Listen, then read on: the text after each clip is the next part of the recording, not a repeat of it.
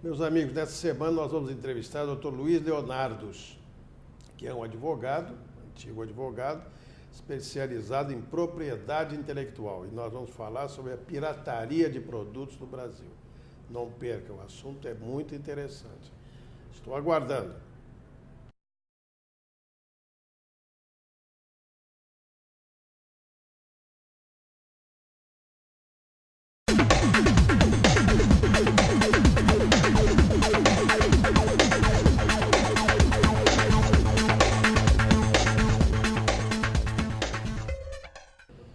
Senhores telespectadores, o programa Justiça Sem Fronteiras vai entrevistar na oportunidade o Dr. Luiz Leonardos. Dr. Luiz Leonardos, como eu já anunciei anteriormente, é um advogado especializado em propriedade industrial e conhece esse programa com ninguém, portanto, né?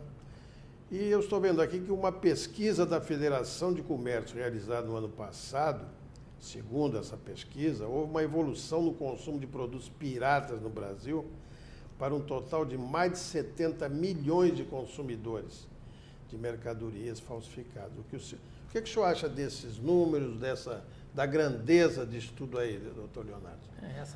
Esse número é, sem dúvida nenhuma, impressionante. É impressionante, 70 chegamos milhões. Praticamente à metade da população brasileira Sim. Consumindo produtos piratas. É verdade.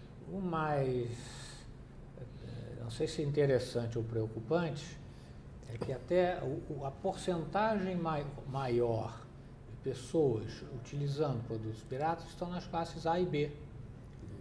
Percentualmente, logicamente, ao número de pessoas que pertencem a essas categorias, né? Certo. Os outros, em números absolutos, têm um número maior, mas percentualmente não. Sim. De modo que a utilização de produtos piratas é largamente difundida no país. E isso tem, claro, inúmeras consequências. Quando o senhor fala país, não é só no Rio de Janeiro, não, né? Não, no Brasil inteiro. Brasil inteiro, né? Sim. Não é? Alguns produtos são mais consumidos pela pirataria no Sudeste, no Rio, São Paulo, para o Sul, outros mais no Nordeste. Agora me diga uma coisa, doutor, na sua atividade profissional, qual produto ou quais produtos são mais notórios, vamos dizer assim, nessa linha de pensamento? Não, sem dúvida, a maior porcentagem de produtos piratas está nos CDs, DVDs, no software. Isso é... Sim, porque está associado também ao uso do computador, né? Computador, a internet. A internet, né? E há uma consequência muito grave disso tudo. Eu acho que essas pesquisas que têm sido feitas ultimamente mostram bem, é que há uma redução na atividade das empresas que são as gravadoras das músicas. Sim. E elas isso vai gerando um efeito econômico, né? Vai gerando um efeito econômico. Eu acho que é importante. Negativo, o efeito econômico negativo. Claro. Na nossa área, sobretudo a propriedade industrial, é principalmente voltada para a economia, para a concorrência. Os direitos de propriedade industrial, a patente, o registro da marca, todos eles se voltam para a colocação do industrial, do comerciante, frente à concorrência, procurando atingir o consumidor e poder vender os seus produtos. Certo. Essa atividade é muito distorcida quando ela está frente a um volume imenso, gigantesco da pirataria. Certo. Sobretudo em algumas áreas, os produtos de luxo, por exemplo, essa quantidade de produtos que vêm da China, roupas, perfumes, relógios, os DVDs, os CDs, e uma área extremamente preocupante que é até na de produtos farmacêuticos. Então, hoje em dia, existe uma porcentagem grande de produtos farmacêuticos no mercado paralelo, informal, sim, que vem da pirataria. E são produtos que não têm nenhuma garantia da sua segurança, eficácia. Às vezes Mas esses produtos são vendidos aonde? Em farmácias são mesmo? vendidos em farmácia, são vendidos pela internet. Pela internet. E entram muito de contrabando. De modo que há locais onde esses produtos podem ser encontrados, e sempre a preços muito mais baratos Com do que certeza. os produtos de referência. Com certeza. Isso prejudica, vamos dizer, a própria indústria dos genéricos, que veio para... A própria indústria legalizada dos genéricos. É prejudicada também pela pirataria. É verdade. E nesse particular dos remédios, eu às vezes fico pensando como os remédios são caros, né? Por isso é que floresce esse tipo de atividade paralela. Porque os remédios hoje têm um custo, eu não sei como as pessoas mais desprovidas podem enfrentar isso, é uma coisa louca, né? Não há dúvida que acontece isso com os produtos farmacêuticos, mas também não é só nessa área. O próprio problema dos DVDs e dos CDs é que o original, a gravação lícita, digamos assim, autêntica, é bem mais cara do que a pirata. Daí a grande procura do produto pirata.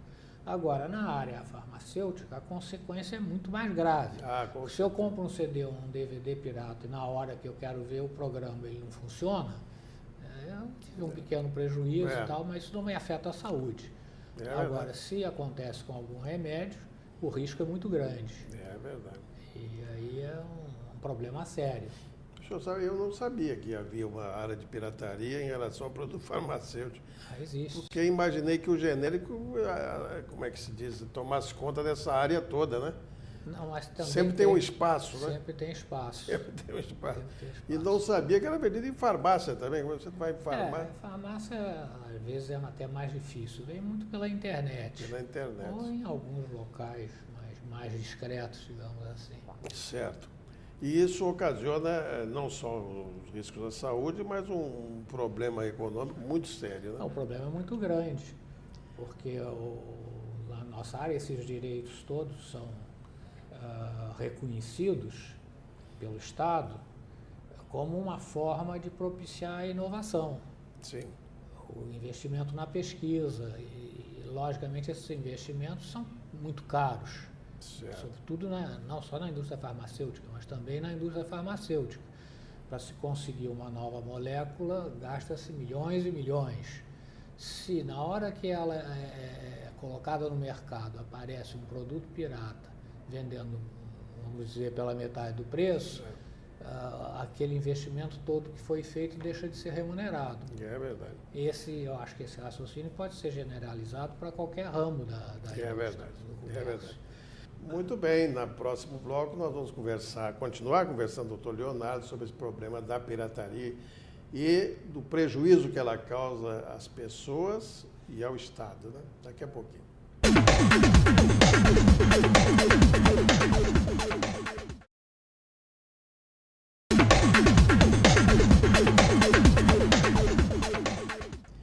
Muito bem, estamos de volta ao programa Justiça Sem Fronteiras, entrevistando o Dr. Luiz Leonardo. Doutor Luiz, me diga uma coisa. Quais são os prejuízos que isso acarreta em cadeia, vamos dizer assim, né? Imposto de renda, arrecadação, enfim, como é que isso... Isso é um grande prejuízo, não é? Estou vendo a visão do Estado agora. A visão do Estado. O prejuízo fiscal é enorme, porque, logicamente, o produto pirata não paga imposto. Quer dizer, o Estado deixa de arrecadar. Em função do mercado de produtos piratas, se tomar globalmente, o mundo é uma coisa de muitos e muitos milhões de dólares. É uma cifra quase inacreditável. Astronômica. Já dizem que hoje em dia o mercado de produtos piratas rende mais do que o mercado de drogas, para se ter uma ideia. Que coisa. De modo que é impressionante. É verdade. E há as consequências óbvias. O Estado perde muito porque deixa de arrecadar. Por exemplo, um produto, hoje em dia está muito posto assim de quarentena, que é o cigarro, né? Isso. Mas é daqueles que mais sofrem com a pirataria. Aqui no nosso vizinho, no Paraguai, eles têm não sei quantas fábricas de cigarros lá, para uma população de fumantes extremamente reduzida se comparada com a do Brasil. Então, aquele saldo para onde vai? Onde é que vai parar? Tem que exportar. É isso mesmo. Entra muito isso é uma coisa antiga. Antiga. Porque eu fui fumante há mais de 30 anos e já tinha esse negócio do Paraguai. Comprar cigarro americano lá via. Bom, mas às vezes era americano mesmo, porque quando havia as restrições todas à importação aqui. Hoje já não é assim, mas sai, é um produto que sai bem mais barato. E eu não sei, eu sou mais maquiavélico, eu acredito que até as indústrias americanas tivessem interesse, né, na fabricação daquilo lá, para fazer por outro caminho, né? É uma coisa impressionante. Agora, me diga uma coisa.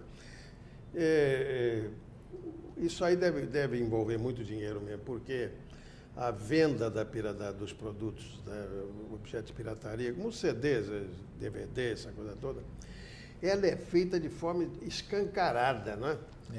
O que significa que só pode ser efetivada através de corrupção, né? Dá essa impressão. Se o senhor sair daqui do meu prédio agora, vai encontrar aí tudo que é tipo de CD, DVD, está tudo aí. Mas há um outro problema ligado ao nosso controle de fronteiras, né? É um controle fiscal feito pela Receita Federal, pelos fiscais da aduana, né? E são poucos para a extensão territorial do Brasil. É uma coisa incrível. E até agora, com essa última greve dos funcionários públicos, vimos aquela faixa dizendo que pode entrar à vontade. Não pode entrar à vontade. Que coisa horrível. E, sobretudo, na nossa ponte da amizade com o Paraguai, é um tráfego intenso para essa atividade. Né? É verdade. É curioso que nas estatísticas de volume, de valor dos produtos apreendidos, o sul, seria mais ou menos Santa Catarina e Paraná, né? Quanto mais próximo ali da tríplice fronteira, maior o volume ou o valor dos produtos que são apreendidos em grande quantidade. Mas isso não desestimula que continue a existir aquilo deve ser um quantitativo dentro da produção global que vale a pena. Mas isso aí, aquele produto vai para o... Exatamente. Imagina agora com a China, né, produzindo do jeito que está produzindo, e a China tem uma preferência por fazer quinquilharia, né? Hoje em dia eles já fazem produtos sofisticados. Não, fazem também, mas eles têm um negócio pela quinquilharia que é uma coisa impressionante. Mas, por exemplo, peças de automóvel, chegam muitas falsificadas. Sim.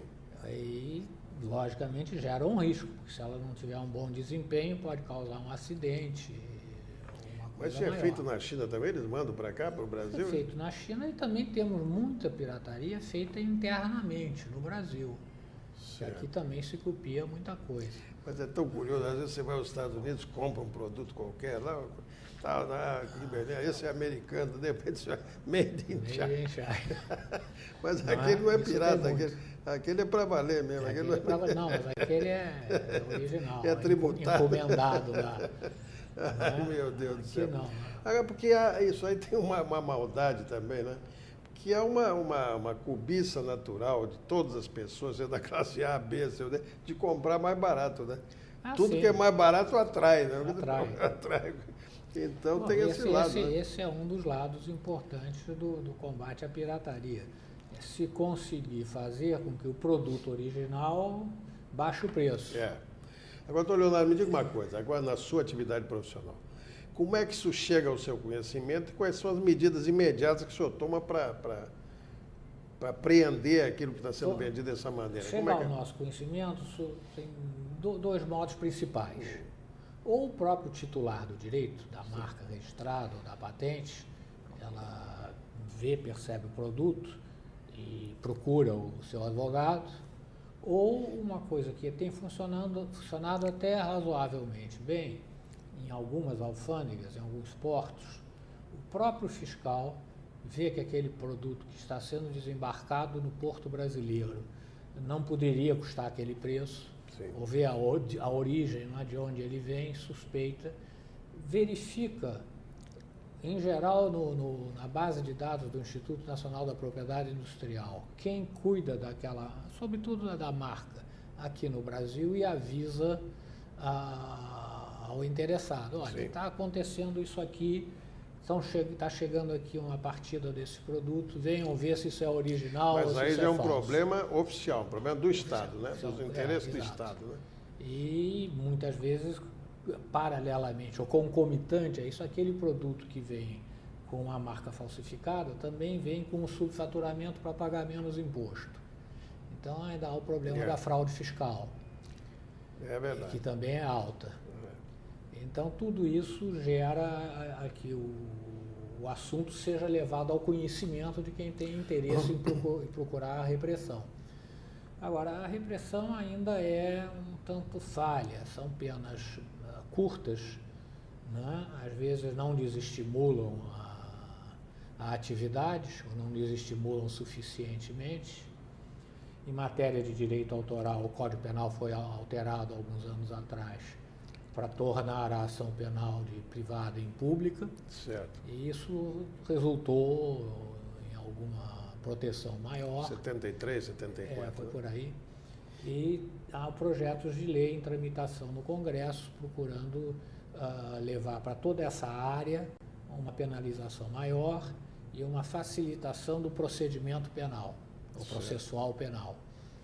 Hoje em dia, por exemplo, uma dificuldade que parece às vezes absurda, mas é tal a quantidade desses produtos que são apreendidos que às vezes falta local para eles serem armazenados. Ah, com certeza, com certeza. Então já está permitindo ao juiz criminal que, uma vez feita a perícia, já por amostragem, para ver uma quantidade grande de produtos, se forem periciar por um, nunca vai acabar aquela perícia. Então fazem não são objetos pequenos. Pois é, fazem uma amostragem e o juiz pode, dependendo das circunstâncias, obviamente, determinar desde logo ou a destruição do produto ou o perdimento em favor do Estado ou de alguma entidade filantrópica. Certo. Coisa assim. Muito bem, nós vamos continuar conversando com o Dr. Luiz Leonardo no próximo bloco sobre o problema de pirataria. Daqui a pouquinho.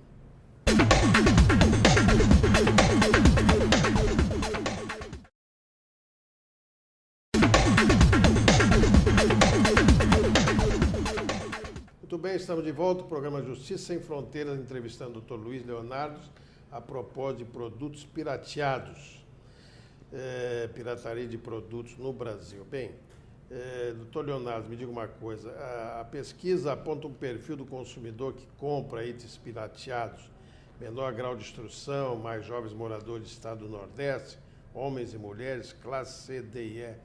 O que o senhor acha disso? O senhor acha que é verdadeiro isso ou a coisa é mais abrangente? Não, eu acho que é verdadeiro, mas eu apenas não me limitaria às classes C, D e E. Porque as classes A e B também compram produtos piratas. Mas aí é aquele negócio que eu lhe falei, quer dizer, o interesse de comprar mais barato. Todo mundo quer comprar mais barato, né? E o importante é o que isso representa de perdas e prejuízos para todos os interessados. O Estado, o consumidor, as empresas, o risco que isso representa. E estamos longe de poder considerar essa atividade como uma atividade isolada. Tá? Hoje em dia, isso quase, a aparência é que faz parte de um esquema de crime organizado, o que torna, até do aspecto jurídico, muito mais grave a situação. Claro. Exigir não só uma repressão, mas um trabalho de prevenção muito grande. Certo. E alguma coisa tem sido feita. Por exemplo, aqui no Rio, em São Paulo, no Rio Grande do Sul, em alguns estados, foram criadas delegacias especializadas em repressão à pirataria. Foi criado o Conselho Nacional de Combate à Pirataria, que procura, no âmbito do Ministério da Justiça, e que procura orientar essas medidas de combate à pirataria. E alguma coisa está sendo feita. É porque o senhor ainda há pouco mostrava fora das câmeras, a extensão do prejuízo para o país é muito grande, né? É muito grande. Isso em relação ao PIB, é uma coisa espantosa. O senhor mostrou aí, parece que 20% do PIB, ou quase isso, né? Quase isso vem de uma economia subterrânea. Talvez não só de produto pirata, mas também, não sei se estão computando a economia informal como um todo aí, né? Certo. Que aí talvez seja até muito mais do que isso. Certo. Estima-se aqui que a perda anual do Estado aí, com tributos, contribuições, e não vamos esquecer que isso também causa desemprego. Se diminui a atividade formal, a parte social é séria. Mas isso poderia chegar a uma perda de pelo menos 20 bilhões por ano. Agora, engraçado, o poder público parece, né? Não quero ser injusta, né? Se desinteressou por motivos que eu não sei, dessas coisas, né, do combate à pirataria propriamente dita, que antigamente a gente sempre ouvia o rapa, né, o rapa na rua. O rapa, sai todo mundo correndo daqui. Hoje é muito raro a gente ver isso, né? A venda é feita assim, livremente, né? É difícil a gente explicar. É muito difícil. E no Rio de Janeiro mesmo, quantas áreas de produtos, evidentemente subfaturados ou piratas, que são vendidos livremente. O que nós andamos aqui na Rua Uruguaiana. Na Rua Uruguaiana. Na Rua Uruguaiana. Ali naquela esquina da Graça Aranha, com o Erasmo Braga. Ali também, na Central do Brasil, ali, quer dizer, um comércio informal. Por exemplo, eu vejo por ali muitos relógios. Muito.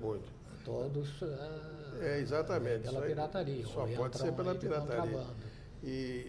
Mas hoje a coisa serenou, parece que o poder público não se preocupa muito com aquilo, não. Talvez julgue aquilo, talvez pelas penas que são aplicadas, né?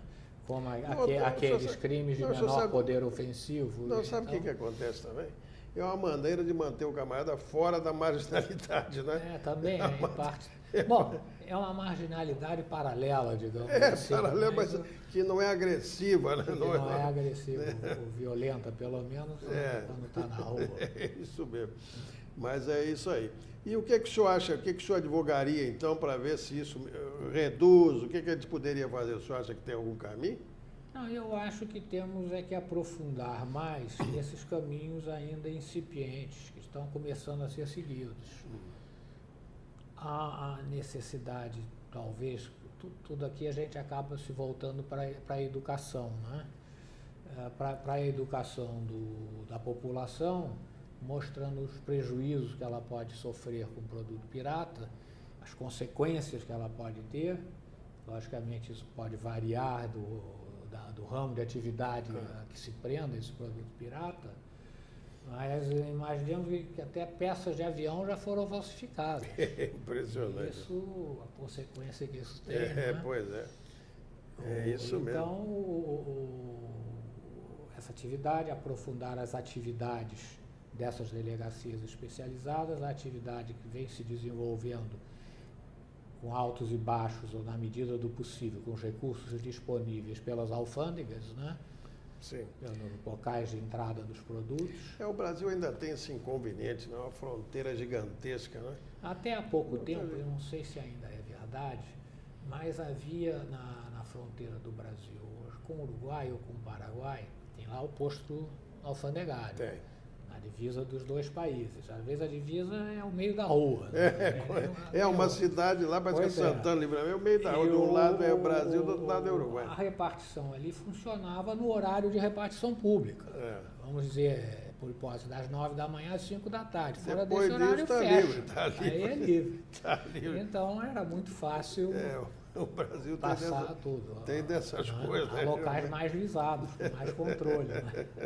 Uma coisa que eu acho que a gente nunca pode esquecer, e isso eu acho na minha área específica de atuação, que é mais a propriedade industrial, é a necessidade do aprimoramento dos mecanismos de proteção, tanto da marca quanto da invenção.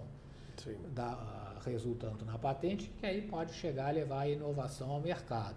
Certo. Há um esforço muito grande sendo feito no Instituto Nacional da Propriedade Industrial, mas que precisa ter continuidade. Ser revigorado, talvez. Ser revigorado e ir adiante.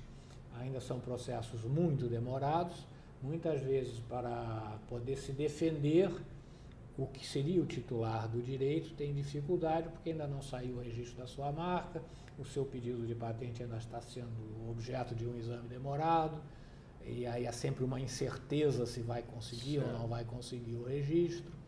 Isso tudo dificulta.